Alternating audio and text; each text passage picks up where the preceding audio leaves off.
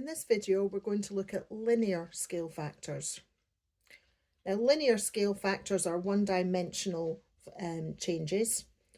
That would be the perimeter or edge of a shape that is enlarged or reduced. If we're enlarging a shape, we're making it larger.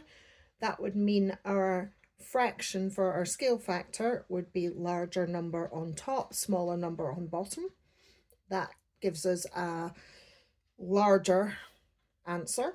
And a reduced scale factor would be the opposite, smaller on top, larger on bottom, giving us a smaller number, a number below 1.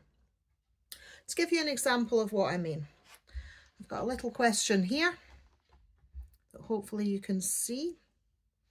I've got two picture frames. I made a little attempt at a drawing of a boat on water. It didn't turn out too great. I wasn't attempting to scale it up. The picture frames, we are told, are similar sizes. Now, mathematically, for something to be similar, all their corners, all their diagonals, everything on them are all affected by the same scale factor. So the angles will be identical, the sides will all be enlarged or reduced by the exact same scale factor. We're told the dimensions of the first shape are 50 centimeters long and 40 centimeters high. We're told the dimensions of the second shape are an unknown length long and 60 centimeters high. Initially, we're asked what is the scale factor from the smaller to larger frame. Now, in order to work this out, we just have to remember that if we're making it larger, we're going to enlarge. So we have the larger number on the top and the smaller number on the bottom. Choose the same side on each shape. So here I'm told my height is 40, so I know because it's rectangular, opposite sides are the same size. So this side will be 60 as this side is 60. This side is 40, this side is 40. So I know that these two numbers represent the same side. Because I'm dealing with enlargement, I know that my larger number goes on top. So I have got, I have got a scale factor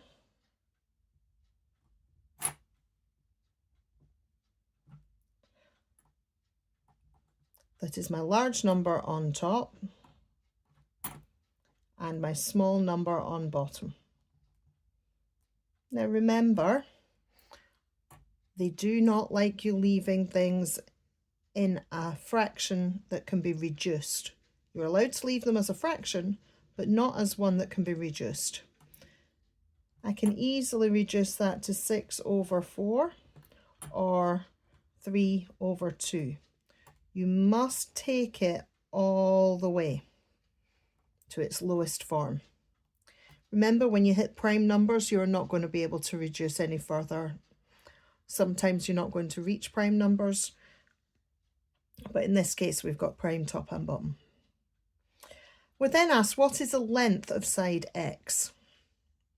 To find that, we're going to use a simple fraction of our original. It's just a multiplication.